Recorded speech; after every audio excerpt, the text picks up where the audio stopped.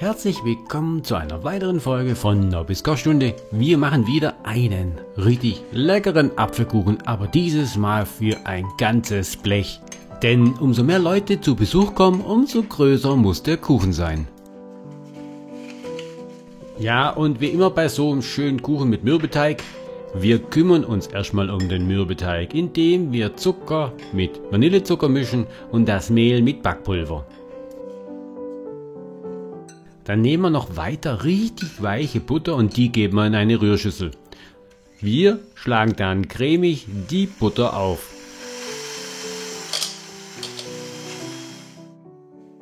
Ja, natürlich ist die Portion größer wie bei einer runden Springform. Warum? Wir machen natürlich ein ganzes Blech voll.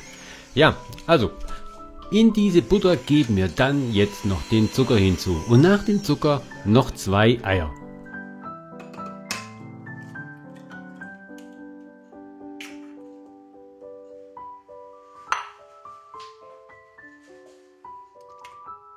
Wir nehmen uns natürlich die Zeit, jedes Ei einzeln für 20 bis 30 Sekunden durchzurühren.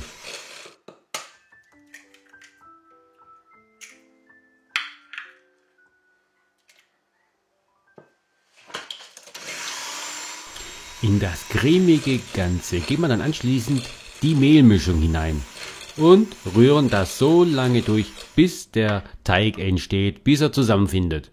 Danach nehmen wir die Hand und machen daraus kurz einen Boller. Und diesen Boller decken wir dann mit einem Teller ab und geben ihn in den Kühlschrank für mindestens eine Stunde.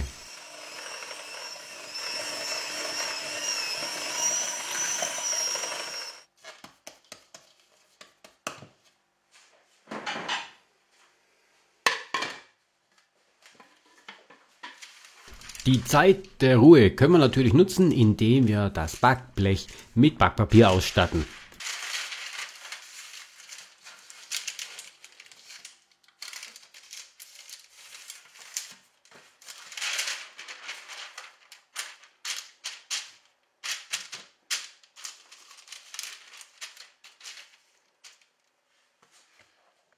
Weiter können wir auch schon mal eine Zitrone auspressen, weil den Zitronensaft, den brauchen wir später für die Äpfel.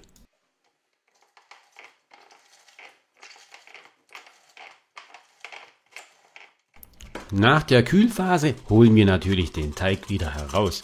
Wir müssen 3/4 von dem Teig ausrollen und dafür bemehlen wir erstmal die Arbeitsfläche.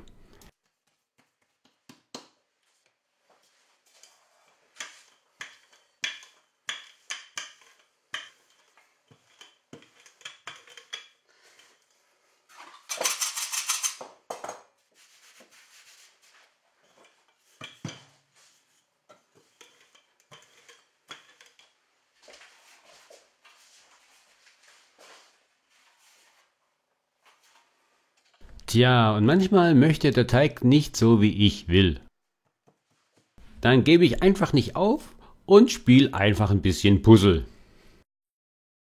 Trotzdem wird das Ergebnis nachher hervorragend werden.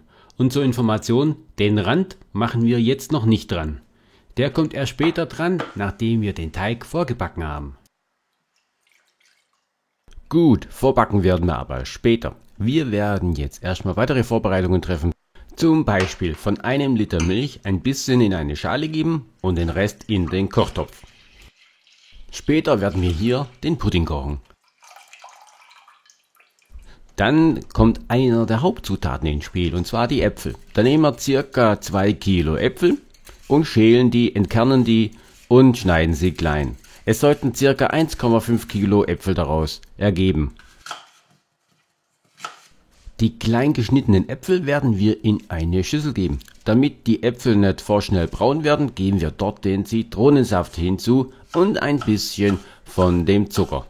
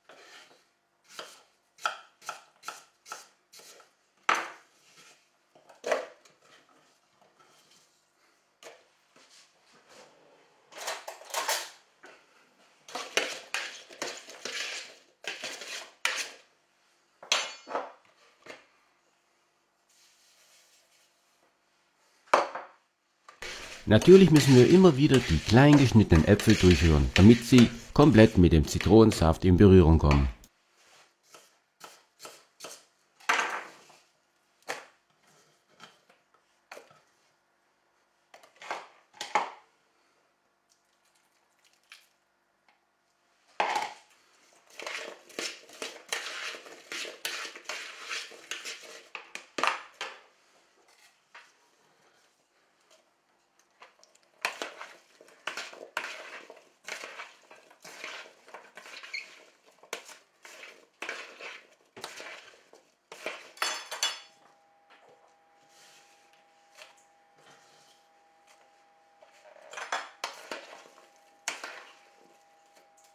Bevor wir jetzt aber an den Herd gehen, bereiten wir noch die Streusel vor. Da geben wir die Butter, die weiche Butter in eine Schüssel und mixen sie kräftig durch.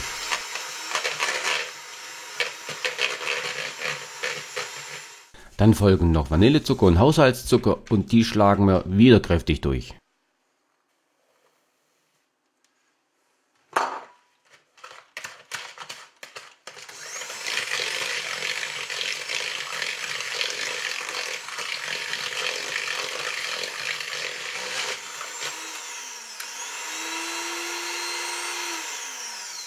Ja, und dann geben wir das Mehl hinzu. Das mixen wir so lange unter, bis die Streuseln entstehen, und dann stellen wir die Streusel mit der Schüssel erstmal beiseite. Denn jetzt geht's dann auch an den Herd. Und was haben wir eigentlich vor? Also, wir wollen die Äpfel kurz kochen und Pudding zubereiten. Und für die Äpfel, da geben wir Butter in den Kochtopf. Und wenn dann die Butter geschmolzen ist, geben wir noch Zucker hinzu.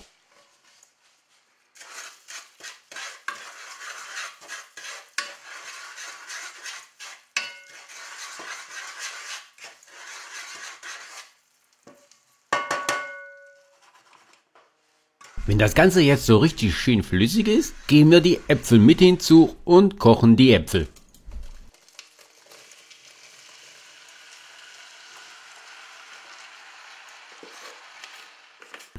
Damit sich das Ganze, der Zucker und die Butter, bei den Äpfeln natürlich schön verteilt, rühren wir das Ganze immer wieder schön durch.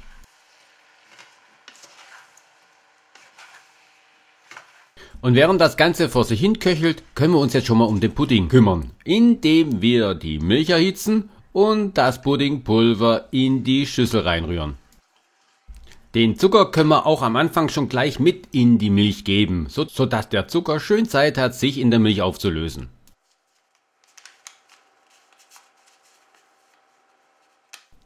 Während das Ganze jetzt vor sich hin köchelt oder beziehungsweise sich die Milch erhitzt, können wir das Puddingpulver in der Schüssel schon anrühren. Da nehme ich natürlich 2 Päckchen von dem Puddingpulver, weil wir haben ja auch einen ganzen Liter Milch.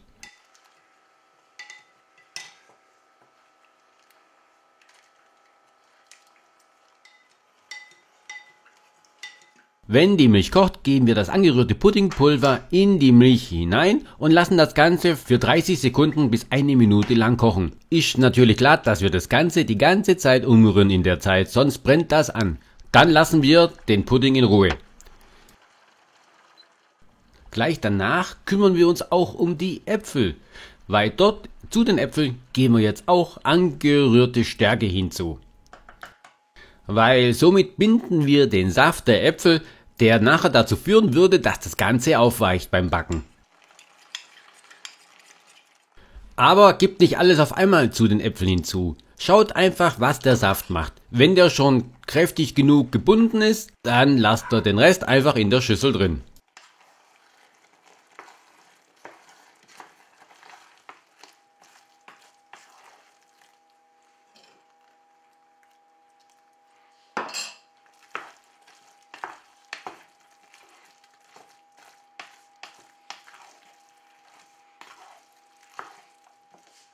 So, wir haben jetzt alles vorbereitet und wir wollen keine Energie verschwenden. Deswegen geben wir jetzt erst den Teig in den Ofen hinein.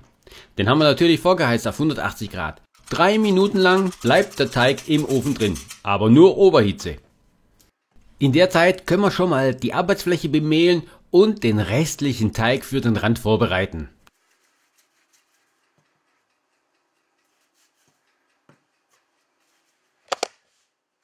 Dann holen wir den Boden wieder aus dem Ofen heraus und lassen aber den Ofen an. Denn kurze Zeit später kommt auch der ganze Kuchen in den Ofen hinein. Während das Backblech jetzt aber abkühlt, formen wir aus den Teiglingen, machen wir jetzt da den Rand. Dazu nehmen wir noch ein Nudelholz zur Hilfe.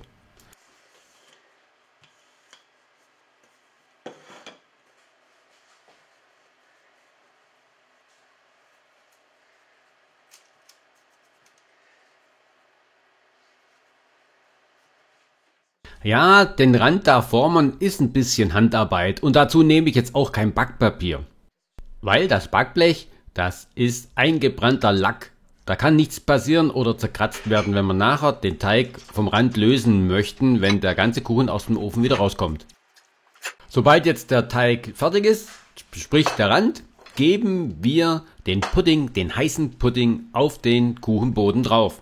Und auf den Pudding drauf geben wir gleich auch noch die heißen Äpfel.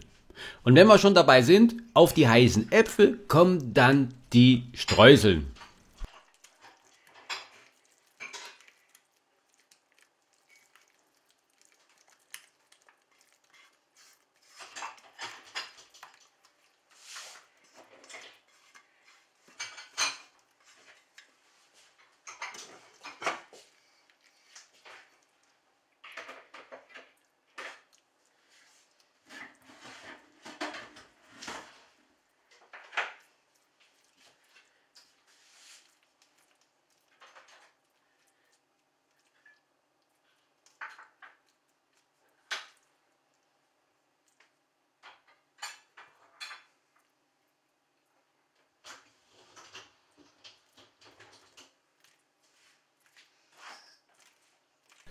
Die geben wir natürlich dann von Hand drauf. Und wenn die Streuseln zu groß sind, dann zerreiben wir sie noch mit den Fingern, weil wir wollen ja da gleichmäßige Streuseln auf dem Kuchen drauf haben.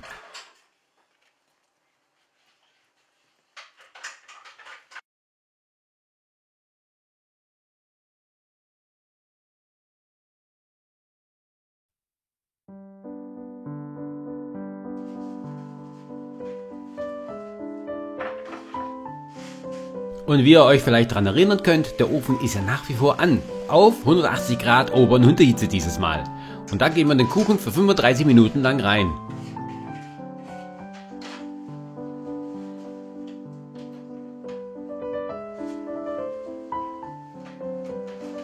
Oh ja, und seht mal, der Kuchen sieht wieder hammermäßig lecker aus.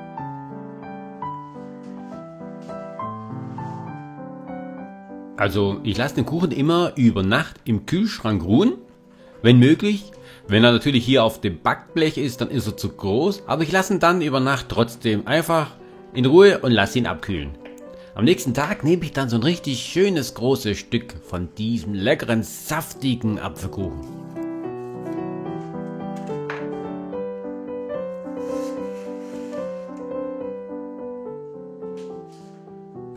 Ihr müsst mir das einfach mal glauben.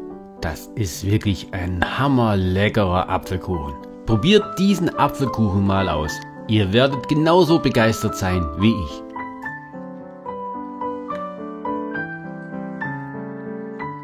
Schön, super Kuchen. Aber wir sind auch wieder am Ende angekommen von dieser Folge von Nobbys Kochstunde. Ich hoffe, es hat euch gefallen. Ihr habt Appetit bekommen auf diesen herrlich leckeren Kuchen. Und ich hoffe, ihr seid beim nächsten Mal wieder dabei, bei der nächsten Folge von Nobbys Kochstunde. Ich sage Tschüss, bis zum nächsten Mal. Bleibt gesund und bleibt am Ball.